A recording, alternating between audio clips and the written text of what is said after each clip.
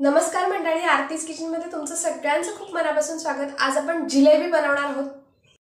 एकदम कुरकुरीत आणि रसरशीत अशी, हे बघा आतमध्ये पर्यंत असा रस भरलेला आहे जिलेबीमध्ये। अशी आपण जिलेबी बनवणार आहोत। एकदम साध्या सोप्या पद्धतीने बनवणार आहोत।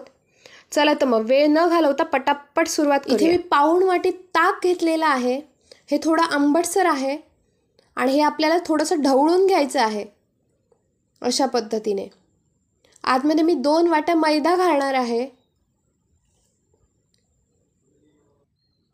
अर्धी वाटी तांदळाचं पीठ घालायचं आहे। अर्धी वाटी बेसन घ्यायचं आहे। इथे आतमध्ये 2 चमचे तूप घेतलेलं आहे मी। हे थोडं वितळून घेतलेलं तूप आहे। हे 2 चमचे घातलेलं आहे आणि हे सगळं असं एकजीव करून घ्यायचं। तोपर्यंत मी इथे कोमट पाणी तयार करायला ठेवलेलं आहे। ह्याच्यामध्ये आपल्याला कोमट पाणी घालायचं आहे। तर सुरुवातीला मी 1 वाटी कोमट पाणी घेतलेलं आहे।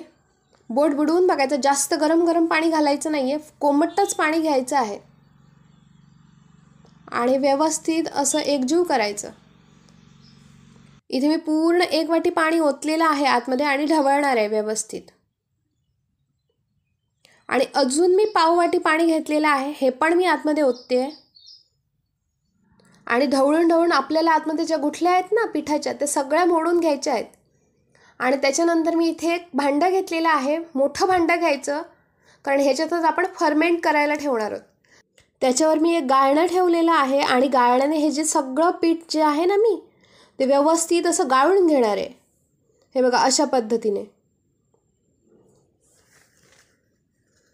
व्यवस्थित असं, म्हणजे गुठल्या अजिबात पिठामध्ये राहणार नाहीत। सगळं पीठ मस्तपैकी आपलं बनवून तयार होणार।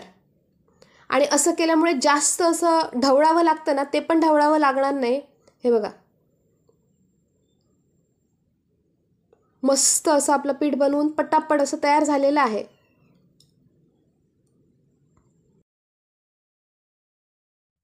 जिलेबीचं पीठ आहे ना, हे जास्त पातळ करायचं नाही, एवढंच जाडसर असायला हवं। हे बघा तुम्ही बघू शकताय। आणि हे आपल्याला रात्रभर झाकून ठेवायचं आहे। 7 ते 8 तास व्यवस्थित असं फर्मेंट झालं पाहिजे हे पीठ। दुसऱ्या दिवशी सकाळी मी इथे साखरेचा पाक बनवतेय। त्याच्यासाठी मी इथे 3 वाट्या साखर घेतलेली आहे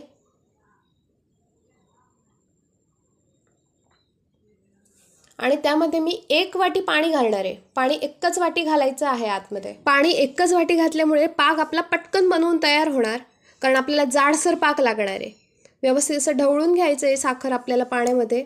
आतमध्ये मी 1 चमचा लिंबाचा रस घालते आहे आणि वेलची पावडर घालते आहे थोडीशी, आणि इथे केशर घातलेलं आहे आणि हे सगळं व्यवस्थित असं ढवळून घ्यायचं। मस्तपैकी उकळून घ्यायचं आहे हा पाक आपल्याला आणि अशा पद्धतीने थोडासा चिकट पाक बनवायचा।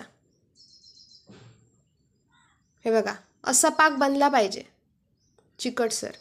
आतमध्ये मी फूड कलर घालते आहे, हा ऑप्शनल आहे, तुम्हाला हवा असला तर घाला, नाही घातला तरी चालू शकतो। आणि इथे माझा पाक बनवून तयार झालेला आहे।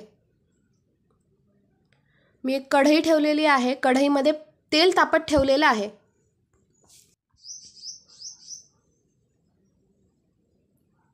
हे बघा छान असे बुडबुडे आलेले आहेत वर, म्हणजे आपलं पीठ मस्तपैकी फर्मेंट झालेलं आहे।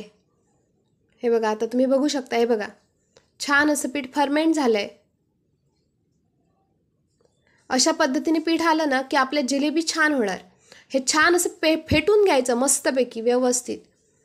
पीठ आल्यानंतर तुम्हाला वाटलं हे थोडं पातळ झालंय, तर आतमध्ये थोडं तांदळाचं पीठ घालायचं।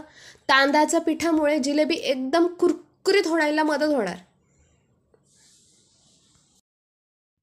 इथे मी एक पायपिंग बॅग घेतलेली आहे, त्याच्यामध्ये आपण आता पीठ भरणार आहोत। पण जर तुमच्याकडे पायपिंग बॅग नसेल तर तुम्ही काय करू शकता, तर आपल्याकडे दुधाच्या पिशव्या ज्या असतात ना, त्याच्यामध्ये पण पीठ घालून आपण जिलेबी काढू शकतो। ते बघा माझं पीठ हे मी भरून घेतलेलं आहे पायपिंग बॅगमध्ये आणि त्याला वर अशी गाठ मारून घ्यायची, म्हणजे पीठ आपलं बाहेर येणार नाही। आणि पुढचा जो भाग आहे ना, हा कापून घ्यायचा। पायपिंग बॅगचा. आणि अशा पद्धतीने हे बघा, अशा पद्धतीने जिलेबी आपल्याला पाडून घ्यायच्या आहेत तेलामध्ये.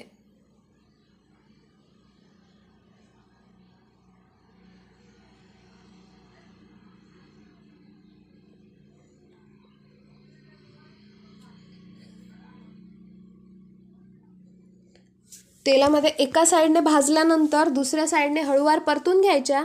मी इथे चिमट्याचा वापर केलेला आहे. आणि ह्या दोन्ही बाजूने भाजल्या की डायरेक्ट पाक जो गरम असणार ना, हे तेलातून काढल्यावर लगेच पाकामध्ये सोडायच्या. म्हणजे आतमध्ये मस्तपैकी असा ॲब्झॉर्ब होतो.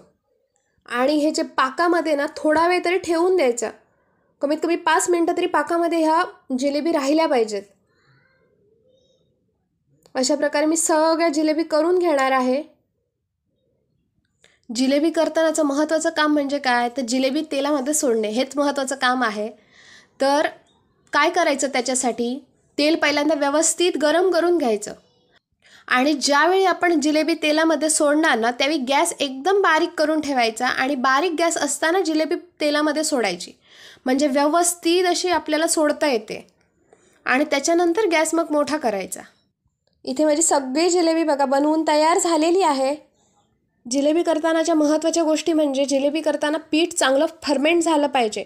कमीत कमी 7 ते 8 तास फर्मेंट झालं पाहिजे. आणि पावसाळ्याच्या दिवसामध्ये जरा जास्त वेळ लागतो, पावसाळ्यामध्ये आणि थंडीमध्ये, त्यामुळे 10 ते 12 तास लागतात. तर त्याप्रमाणे तुम्ही टाईम ॲडजस्ट करायचा आहे. आणि एकदा पीठ फर्मेंट झाल्यानंतर तुम्ही त्या जिलेबी करायला घ्यायचेत. आणि जर तुमचं पीठ शिल्लक राहिलं तर ते एका एअरटाईट डब्यामध्ये भरून फ्रीजमध्ये ठेवायचं. आणि ज्यावेळी तुम्ही करणार त्याच्या आधी 2 तास काढून ठेवायचं. माझी जिलेबीची रेसिपी तुम्हाला आवडली असेल तर माझ्या व्हिडिओला लाईक आणि शेअर करा आणि माझ्या चॅनलला सबस्क्राईब करा.